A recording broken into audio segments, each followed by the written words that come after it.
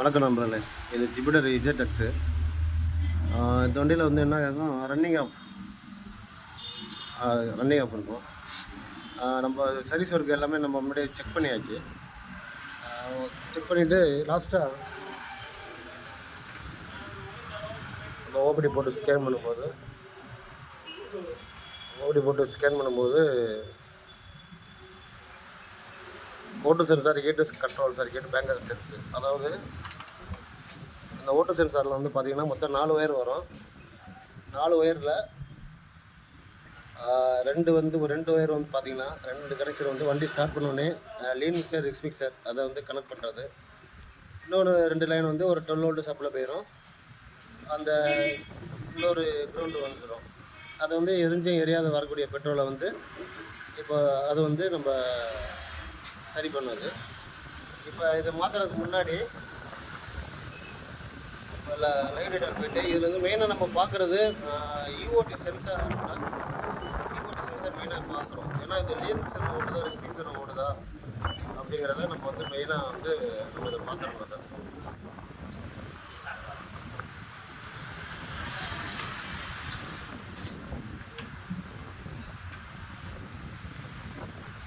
இப்போ பார்த்தீங்கன்னா யூஓடியோட வண்டி கொஞ்சம் டெம்பரேச்சர் இருக்குது. 72 டிகிரி செல்சியஸில் இருக்குது. இப்போ மெயினாக இதை பார்த்துக்கணும். ஏன்னா இது வந்து யூஓடி சென்சார் சரியாக வேலை செய்யலாம். லீன் மிக்சர், ரிக்ஸ் மிக்சர் இந்த மாதிரி கூட இருந்தால் கூட இந்த ஓட்டு சென்சார் போகிற காரணம் இருக்குது. இது புதுசு வாங்கியிருக்கோம். இதோட ரேட்டு வந்து பார்த்திங்கன்னா 2499 ரூபா.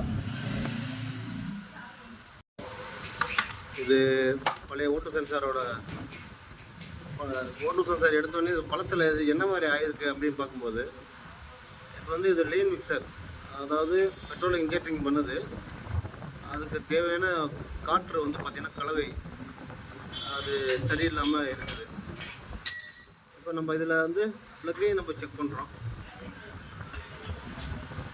ப்ளக்கு ரீசெண்டாக வந்து புதுசு போட்டிருக்காங்க. இதை வந்து நம்ம இந்த த்ராட்டில் பாடியை க்ளீன் பண்ணிவிட்டு நம்ம வந்து இது மறுபடியும் ரீசெட் பண்ண வேண்டியதுதான்.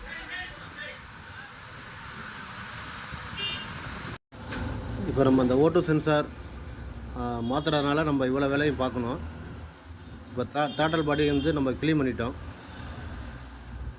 இதில் மெயினாக வந்து இந்த ECU ப்ளஸ் த்ராட்டில் பாடி சேர்ந்து வர வண்டிகளில் வந்து பார்த்திங்கன்னா இந்த ISCV வந்து பார்த்திங்கன்னா சில வண்டியில் வந்து அப்படியே ஸ்டக் ஆகி நின்று ரேஸ்லேயே ஓடிட்டுருக்கோம்.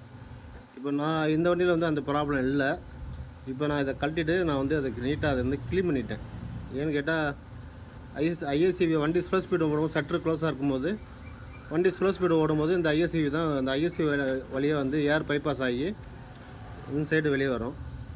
அது சரியான ஃபங்க்ஷன் நடக்குதா அதற்காக தான் வந்து பார்த்திங்கன்னா இதை வந்து த்ராட்டில் பாடியை கழட்டி இது செட்டாக க்ளீன் பண்ணியாச்சு. இதில் கூடுதலாக இன்னொரு விஷயம் என்னென்னு கேட்டிங்கன்னா அட்வான்ஸ் ஃபயரிங், அதாவது ஸ்பார்க்கு, அதாவது நம்ம ஆக்சிலேட்டர் வந்து எவ்வளோக்குள்ள கொடுக்குறோமோ அவ்வளோக்குள்ள இந்த டிபிஎஸ் சென்சார் வேலையோட ஃபயரிங் ஆர்டர் எப்படி இருக்குது அதையும் நம்ம பார்க்கணும். அதுக்கு வந்து நம்ம மேக்னெட்டு அதை பார்த்துக்கலாம். பவர் காயில் எப்படி இருக்குது செக் பண்ணிக்கலாம். அதே மாதிரி